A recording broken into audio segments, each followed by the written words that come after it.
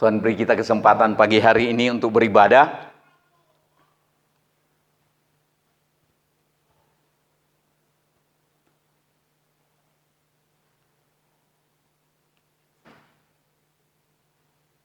Oh, belum muncul ya? Belum diklik yang paling ujung sana tadi? Sudah? Oh iya. Oke, baca sama-sama. Pagi hari ini 1, 2, 3. Janji dan pesan terakhir Tuhan Yesus sebelum terangkat ke sorga. Kalau pesan-pesan terakhir, biasanya kalau pesan terakhir dari orang tua yang mau meninggal, anak cucu ingat. Apalagi tradisinya Bapak Haris, keluarga, suku kuat sekali. Dan saya rasa orang Tionghoa juga umumnya. Kalau di Manado agak kacau balau.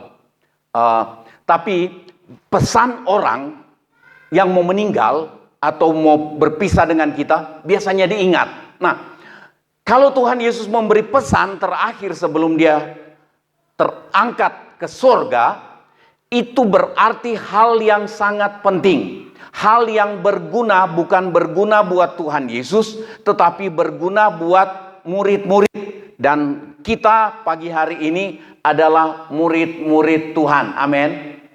Yang ditinggalkan pesan. Mari kita lihat, ada janji dan pesan. Saudara mau terima yang mana? Janji atau pesan? Janji atau pesan? Bapak Anton mau janji atau pesan? Nggak boleh satu, harus dua. Jadi janji dan pesan itu satu paket. Nah, kita lihat.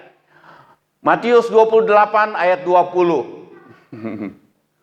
Ini sepintas lalu saja, nanti kita lihat ayat lengkapnya. Baca sama-sama 1, 2, 3. Dan ajarlah mereka melakukan segala sesuatu yang telah kuperintahkan kepadamu. Dan ketahuilah, nah ini janjinya. Apa? Aku menyertai kamu senantiasa atau selalu terus menerus sampai kepada akhir zaman. Kamu ganti saya. Ulang. 1, 2, 3. Oh, aku ganti Tuhan Yesus. 1, 2, 3. Tuhan Yesus menyertai saya senantiasa sampai kepada akhir zaman. Amin. Kalau Tuhan janji menyertai saudara dan saya, perlu khawatir enggak? Bisa khawatir enggak? Harusnya enggak bisa khawatir. Ya kan? Tapi ternyata kita bolak-balik khawatir. Berarti menunjukkan bahwa kita kurang percaya. Bukan tidak percaya. Kurang percaya janji Tuhan. Karena kita sudah sering dengar nyanyian, kau yang berjanji, kau yang mengingkari. Sudah tertanam itu di hati kita. Nah, saudara, firman Tuhan katakan begini, orangku yang benar akan hidup oleh percaya, akan eksis oleh percayanya. Di tengah-tengah kekacau balauan dunia, dan minggu lalu saya khotbah, dunia ke depan ini bukan bertambah baik, tapi makin kacau, makin sulit. Berbahagialah orang yang hidupnya dia taruh dalam genggaman tangan Tuhan dan mempercayai Tuhan, mempercayakan hidupnya kepada Tuhan. Itu berbahagia. Dan sebenarnya dia terhindar dari kekhawatiran karena selalu ingat. Saudara, kalau saudara lagi khawatir, lagi kebingungan, langsung mikir, ingat, Tuhan Yesus menyertai saya senantiasa atau selalu atau terus-menerus sampai kepada akhir zaman. Amin. Itu yang berjanji Tuhan Yesus, bukan pendeta. Bukan pendeta yang berjanji. Pendeta menyampaikan. Kadang-kadang pendeta juga khawatir. Tapi saya belajar untuk menang atas kekhawatiran. Khawatir tapi menang atas kekhawatiran. Nah, ini janji. Kita lihat ayat lain. Matius 28 ayat 18. Yesus mendekati mereka dan berkata, "Kepadaku telah diberikan segala kuasa di sorga dan di bumi.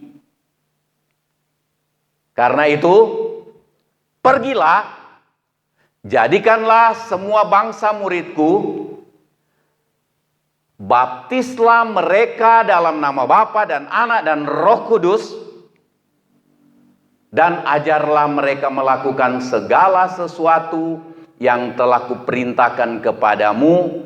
Dan selanjutnya ayat itu tadi, "Ketahuilah bahwa aku ini menyertai kamu senantiasa sampai kepada akhir zaman." Tapi kita lihat nih dari ayat 18, yang berjanji kepada kita untuk menyertai kita bukan jenderal yang kemudian pensiun, senjatanya digantung atau dikembalikan ke gudang. Bukan presiden, bukan orang yang terhebat di dunia yang kemudian pensiun dan ketika sakit tidak berdaya. Tetapi yang berjanji kepada kita adalah Tuhan Yesus yang berkata, "Kepadaku telah diberikan segala kuasa di sorga dan di bumi." Sebenarnya ini jaminan buat kita untuk tidak khawatir. Amin. Kemudian kita dengar ada pesan. Ada pesan. Nah, kita lihat sebentar. Janji penyertaan Tuhan. Kita lihat janji lebih dulu. Baru kita lihat pesan. Janji penyertaan Tuhan berarti yang berjanji menyertai kita adalah Tuhan Yesus yang memegang kuasa di sorga dan di bumi. Tadi kita sudah baca. Kemudian janjinya adalah menyertai sampai akhir zaman. Itu janji. Janji Tuhan menyertai sampai akhir zaman. Saudara yang dikasihi Tuhan, coba lihat, baca sama-sama Ibrani 13 ayatnya yang kelima ini. 1, 2, 3. "Janganlah kamu menjadi hamba uang, dan cukupkanlah dirimu dengan apa yang ada padamu. Karena Allah telah berfirman, Aku sekali-kali tidak akan membiarkan engkau, dan aku sekali-kali tidak akan meninggalkan engkau." Heran, sebenarnya kita dipenuhi dengan janji-janji yang sungguh-sungguh memampukan kita, membuat kita mampu untuk tidak khawatir. Tuhan lengkapi saudara dan saya. Tuhan bukan cuma asal ngomong, "Jangan khawatir mengenai apapun juga." Tuhan bukan sembarang asal bicara, asal larang, "Jangan khawatir," tetapi tidak ada jaminan. Kalau seorang yang kita lihat dia sangat kaya, dia punya segala-galanya, punya uang banyak, punya harta banyak, punya tanah banyak, punya sawah banyak, punya ladang banyak. Tiba-tiba dia datang ke kita, "Tidak usah khawatir." Waktu kami mau menikah, datanglah satu teman suami istri. Dia bilang, "Tidak usah khawatir, gua tanggung." Dia bilang, "Gua tanggung semua keperluan, kebutuhan." Saya sudah berbunga-bunga. Kami sudah berbunga-bunga.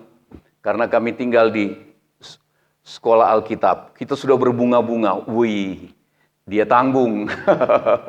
Dia jamin. Karena saya sudah lihat dia uangnya seringkali kececeran di tempat tidur, uang gede-gede. Bilang, orang ini sungguh-sungguh banyak uang.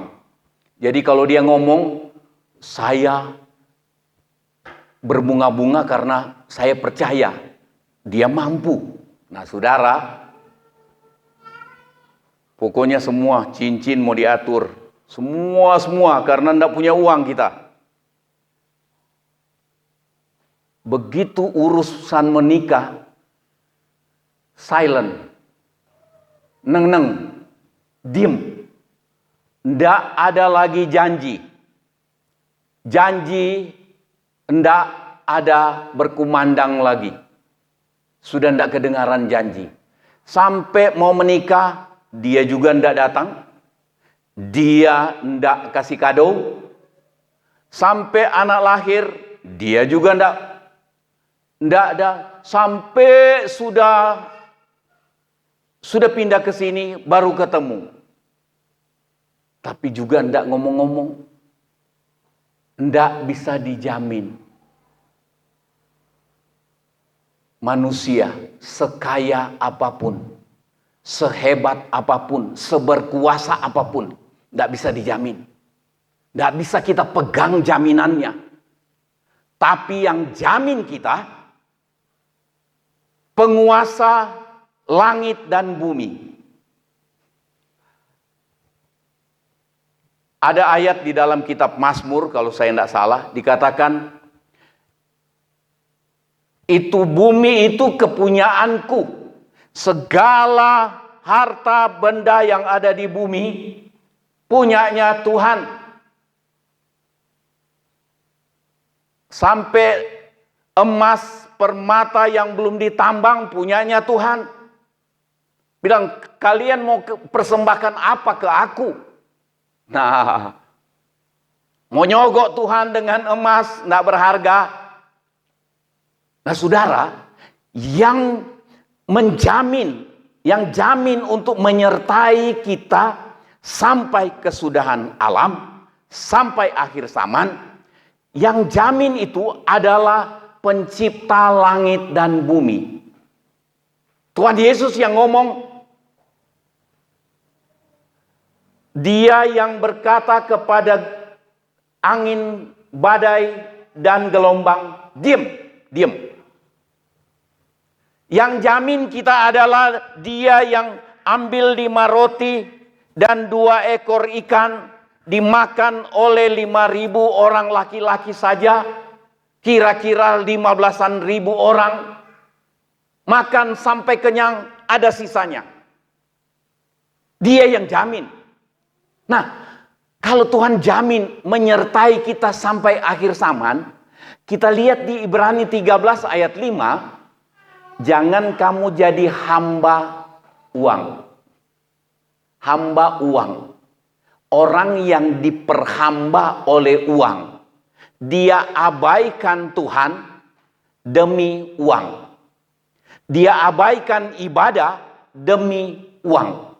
Cari uang tidak salah. Kita kerja segenap kekuatan kita, segenap hati, segenap jiwa, segenap kekuatan. Tetapi jangan habiskan waktu hanya untuk cari uang. Tapi kita abaikan waktu untuk cari Tuhan. Padahal ada kesempatan buat kita beribadah itu bukan tiap jam. Nah saudara, akan terlihat di situ sikap kita terhadap Tuhan atau terhadap uang. Ketika orang jadi hamba uang, biasanya orang yang khawatir dia diperhamba oleh uang, orang yang cinta uang, ada di dalam suratan Timotius katakan, cinta uang, jadi hamba uang, itu akar dari segala kejahatan. Firman Tuhan memang betul. Saudara hati-hati ya. Silakan kerja dengan sebaik-baiknya, sekuat-kuatnya. Hasilkan uang sebanyak-banyaknya, silakan. Tapi sejujur-jujurnya. Amin. Seadil-adilnya. Jujur adil kepada Tuhan dan kepada manusia.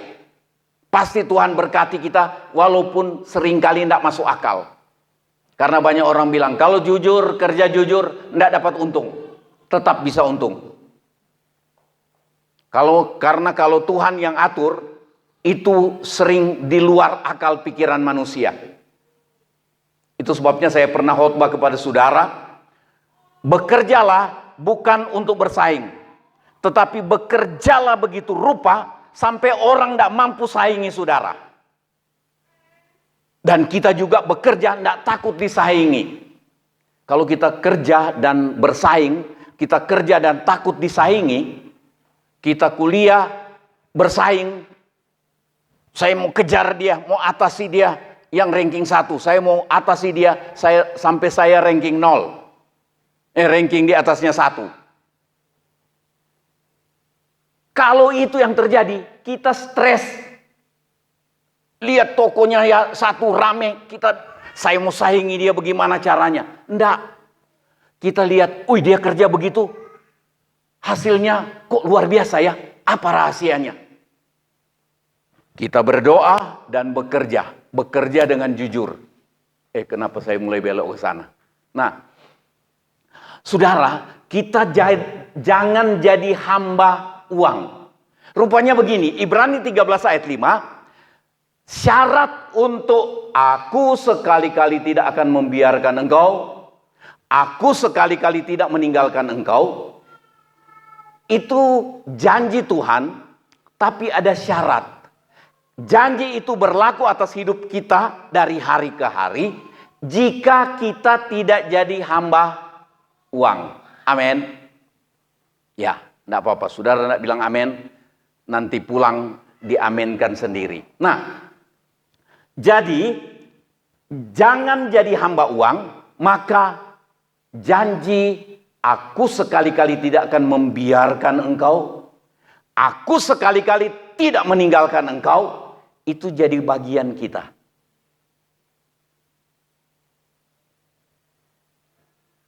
Kita agak khawatir ketika tidak ada uang untuk mau belanja besok.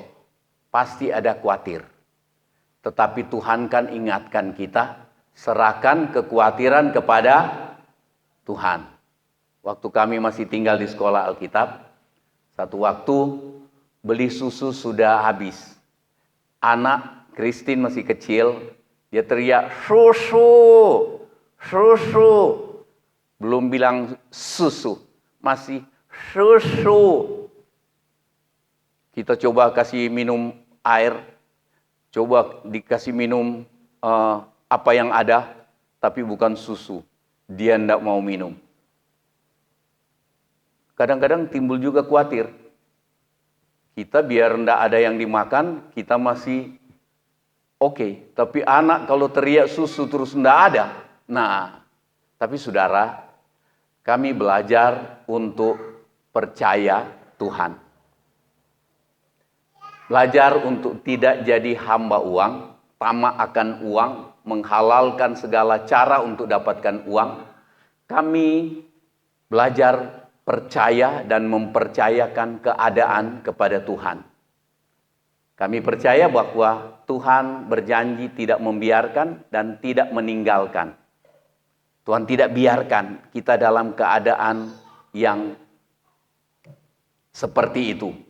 Saudara tahu, kira-kira agak sore sedikit, ada kendaraan berhenti di depan tempat kami tinggal, dan mereka tertarik dengan bunga-bunga yang ada ditanam di depan pagar.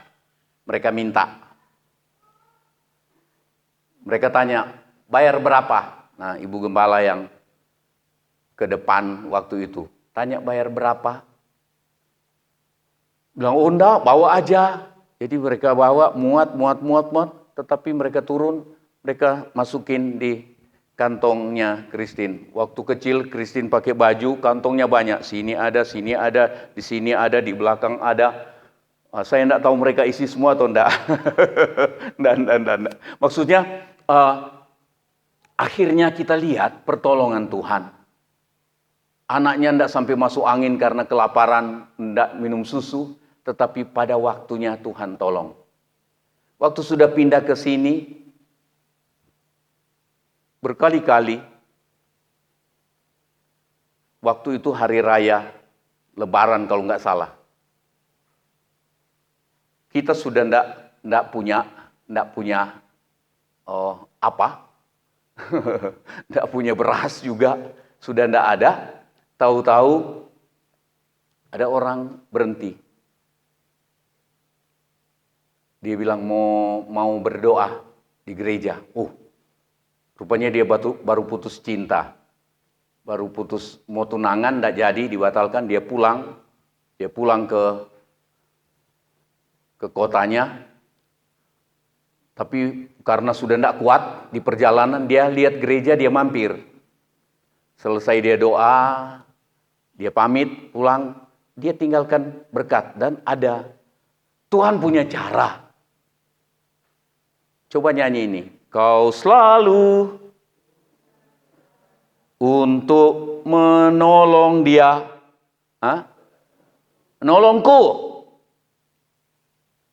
Kau dahsyat dalam segala perbuatanmu. Kalau saudara lagi khawatir, nyanyi itu. Kau selalu punya cara untuk menolongku. Persoalan apapun kita sedang hadapi, Tuhan peduli. Dia tidak biarkan. Dan ditambah lagi, sekali-kali tidak membiarkan, sekali-kali aku tidak meninggalkan engkau. Tapi jangan jadi tamak akan uang. Koruptor di negara ini tamak akan uang. Disumpah pakai kitab suci. Disumpah atas nama Allah, atas nama Tuhan. Korupsi jalan terus, agama apapun dia.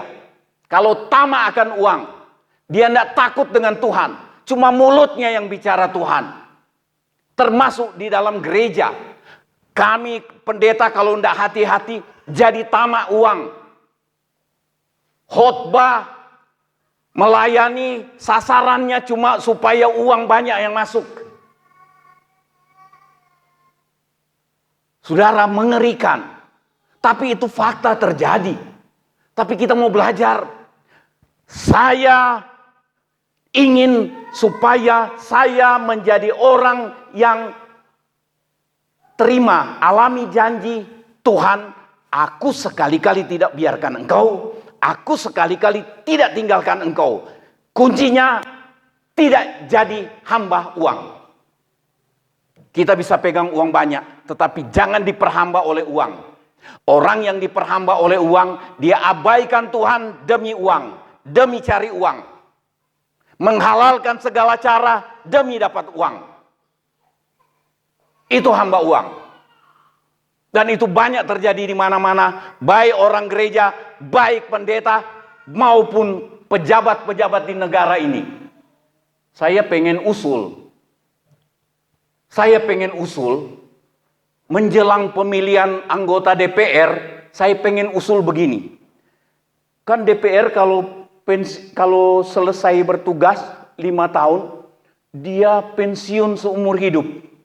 Wih, banyak sekali uang masuk. Nah, saya pengen usul begini. Ya, enggak tahu mereka dengarnya apa enggak. Saya pengen usul sebenarnya, saya sudah tulis di Facebook. Saya usul supaya anggota DPR, pejabat-pejabat negara yang duduk sebagai pejabat dan di DPR, bikin perjanjian dulu. Kalau saya melanggar dan kerugian yang saya timbulkan itu mencapai 1 miliar, saya rela ditembak mati, saya rela dihukum mati langsung di depan lapangan, di depan mata seluruh rakyat Indonesia. Supaya enak gitu. Tiap hari kita dengar dor mati. Daripada hidup terus bikin kacau. Baru keluar dari penjara karena korupsi. Mulai ngomong banyak di televisi. Kita lihat orang yang tamak akan uang, nggak tahu malu. Siapapun dia, sampai pendeta pun nggak tahu malu kalau sudah tamak akan uang. Siapapun. Dan jangan berharap alami janji Tuhan. Nah sudah jalan terus. Ini janji penyertaan Tuhan. Kemudian kita lihat yang kedua, ada pesan. Ada pesan Tuhan. Saya tulis begini, pesan ini, pesan Tuhan, ini juga merupakan perintah. Jadi kalau Tuhan berpesan, bukan cuma pesan itu yang kita tangkap, kita jalani, tetapi pesan itu juga berupa perintah. Syarat untuk alami janji penyertaan Tuhan, harus lakukan pesan atau perintah Tuhan. Amin. Jadi kalau kita mau alami janji Tuhan, kita juga harus lakukan perintah Tuhan. Perintahnya Tuhan, Matius 28 ayat 19, karena itu pergilah. Pergi. Injil Markus katakan, pergilah ke seluruh dunia. Karena itu pergilah, jadikanlah semua bangsa muridku. Tuhan mau kita, menurut Injil Markus, pergilah, beritakanlah Injil. Nah ini, jadikan semua bangsa muridku, dan baptislah mereka dalam nama Bapa dan Anak dan Roh Kudus. Ini pesan. Itu sebabnya selalu diserukan untuk baptis orang yang percaya. Ajar. Saya berusaha untuk mengajar walaupun di ibadah minggu ini itu singkat. Karena sudah berjuang dari dulu, pelajaran Alkitab hari Rabu itu kalau jemaat 100 itu dihadiri oleh 10-15 orang. Dan terakhir pelajaran Alkitab tinggal dihadiri 3 orang dan kemudian 0 orang. Karena memang tidak terlalu menarik diajar. Perlu konsentrasi, bilang sudah susah-susah kerja 1 minggu, masih datang Rabu hari malam lagi. Tetapi saya berusaha masukkan ajaran kepada saudara di khotbah minggu. Mudah-mudahan tidak terlalu membosankan. Dan firman Tuhan bilang, baptislah mereka, jadikan semua bangsa muridku, baptislah mereka dalam nama Bapa dan Anak dan Roh Kudus. Baptisan, kita terima baptisan dalam nama Bapa, Anak dan Roh Kudus, berarti nama Allah digabungkan dalam hidup kita ketika kita dibaptis. Jadilah kita orang yang memiliki nama Allah dalam hidup kita. Dan ini bukan cuma asal. Ini punya sertifikat resmi. Bukan sertifikat surat baptisan dari gereja. Tetapi di hadapan Tuhan resmi kita.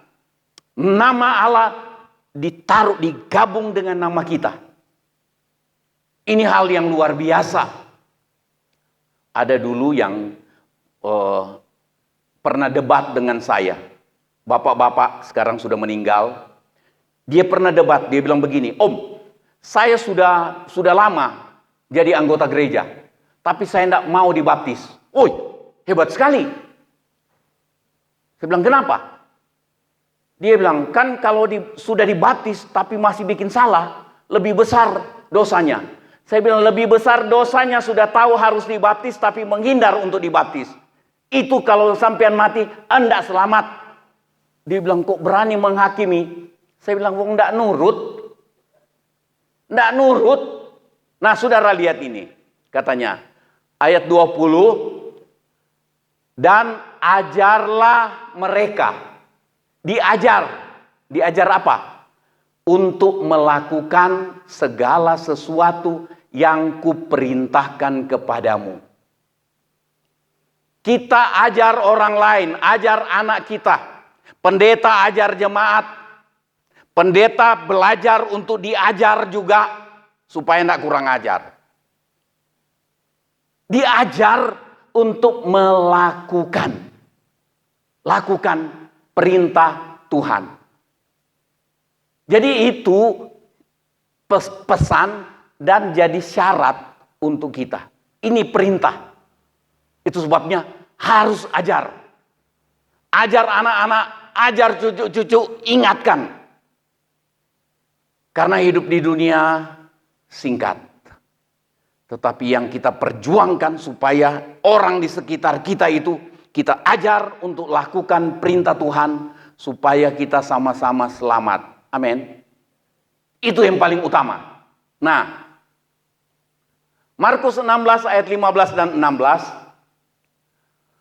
Lalu Tuhan Yesus berkata kepada mereka, pergilah ke seluruh dunia. Tadi Injil Matius katakan pergilah. Tapi ini Injil Markus katakan, pergilah ke seluruh dunia, beritakanlah Injil kepada segala makhluk. Saudara mulai berpikir, oh, itu kan tugasnya pendeta. Enggak, tugas kita semua. Ini perintah Tuhan. Kalau kita mau alami janji Tuhan, kita lakukan perintah ini. Beritakanlah Injil kepada segala makhluk, kepada semua orang. Saudara, begini. Kita bisa beritakan Injil tiap-tiap hari kepada orang lain tanpa ngomong. Tapi Tuhan mau juga kita ngomong. Tetapi tanpa ngomong kita bisa memberitakan Injil. Karena berita Injil kita dapat sampaikan kepada orang sekitar kita paling tidak melalui dua cara. Cara yang pertama melalui kita ngomong. Ayo Bapak, ayo Ibu, ayo Mbak, ayo Mas, percaya Tuhan Yesus supaya selamat. Dia akan tanya, oh kenapa segala macam. Kita cuma bilang, dia gantikan. Dia mati menggantikan dosa kita. Di dalam dia, di bawah kolong langit ini tidak ada nama lain yang kepadanya manusia beroleh selamat. Cuma di dalam nama Tuhan Yesus. Itu ketentuan Allah. Nah, sederhana begitu, tetapi kita dapat memberitakan Injil melalui sikap hidup kita tiap-tiap hari di tengah masyarakat. Amin.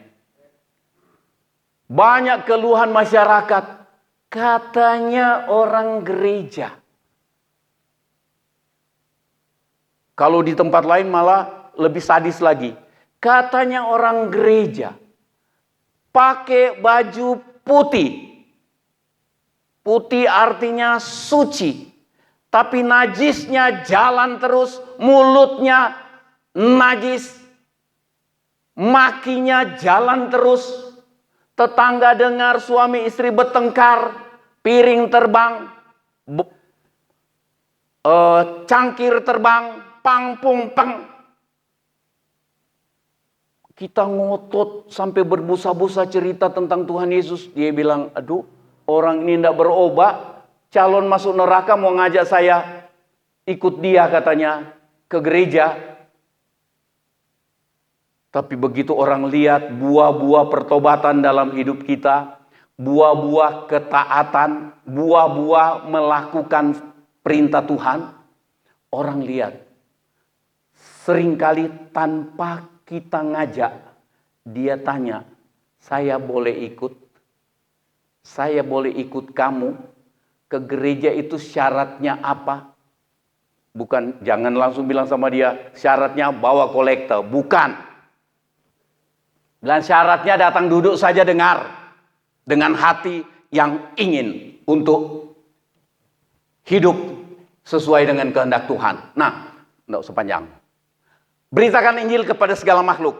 Memberitakan Injil melalui perkataan, melalui perbuatan kita. Nah, ayat 16, siapa yang percaya dan dibaptis akan diselamatkan. Kembali disinggung soal baptisan.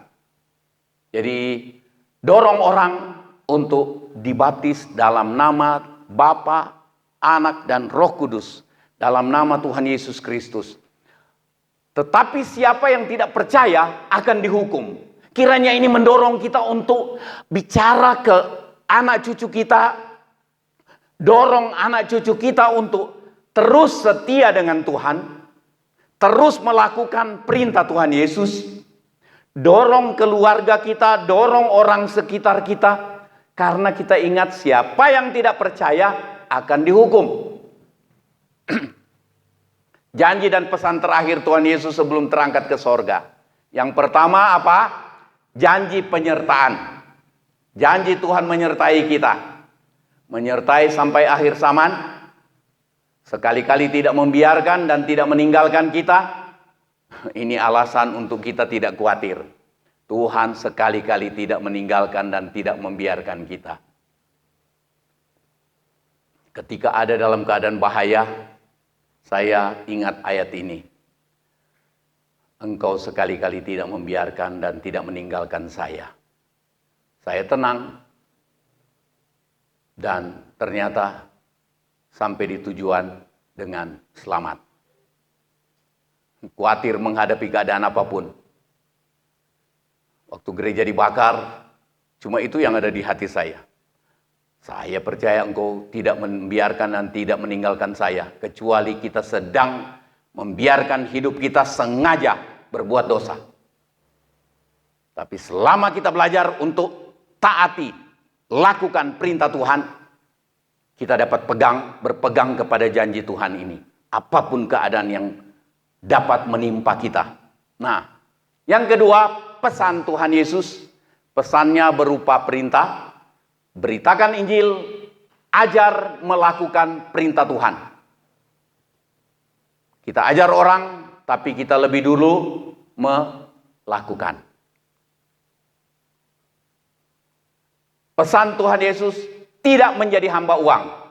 Maka baca sama-sama ini. Yang keras, 1, 2, 3. Melaksanakan pesan dan perintah Tuhan, maka kita akan mengalami kegenapan janji Tuhan. Amin. Tuhan memberkati. Kita sama-sama berdiri.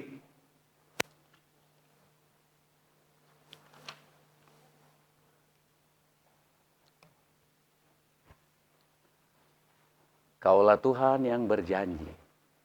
Lagu apa itu?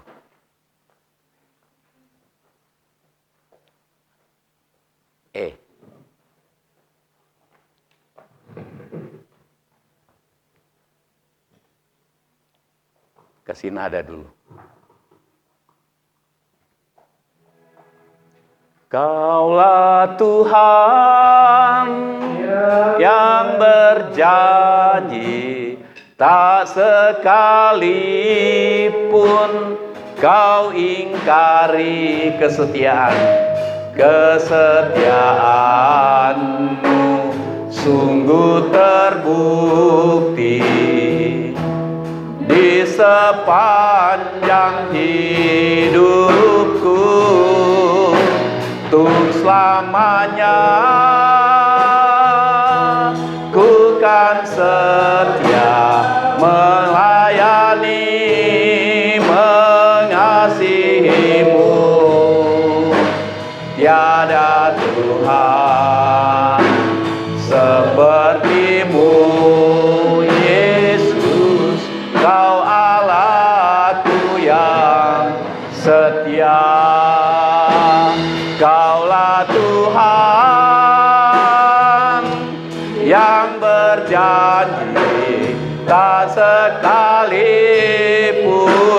kau ingkari kesetiaanmu sungguh terbukti di sepanjang hidupku, untuk selamanya ku kan setia melayani, mengasihimu. Tiada Tuhan sepertimu, Kau Allahku yang setia. Tundukkan kepala sebentar. Kita sudah dengar firman Tuhan. Ada janji Tuhan yang luar biasa. Dan yang berjanji itu adalah penguasa langit dan bumi. Kepadaku telah diberikan segala kuasa di sorga dan di bumi. Yang berjanji adalah Allah yang Maha Kuasa, tetapi janji menyertai kita sampai kesudahan alam, sampai akhir zaman. Berjanji menyertai kita, sekali-kali tidak membiarkan, sekali-kali tidak meninggalkan kita. Tapi janjinya berlaku atas hidup kita jika kita menuruti segala pesan dan perintah yang Tuhan berikan. Tamak akan uang menghancurkan hidup kita, menghancurkan rohani kita, bahkan dapat membawa kita kehilangan keselamatan. Nyanyi dengan iman, Tuhan yang berjanji setia. Dia mengasihi saudara dan saya, apapun keadaan yang sedang kita hadapi. Tuhan janji, tanda-tanda ini menyertai orang percaya bahwa dalam namaku mereka mengusir setan. Mereka menumpangkan tangan atas orang sakit sembuh. Mereka minum racun maut, dan kalau orang memberikan racun maut pada mereka, mereka tidak akan celaka. Ada janji, tapi kita lihat janji ini sudah jarang terjadi. Ini menunjukkan tanda bahwa kita mulai ada dalam keadaan kurang percaya, atau mungkin sudah terjebak menjadi orang-orang yang tamak akan uang, sehingga janji Tuhan sudah jarang kita alami. Angkat tangan dengan iman. Kaulah Tuhan yang berjanji. Nanti saya minta Ibu Gembala datang ke depan. Kaulah Tuhan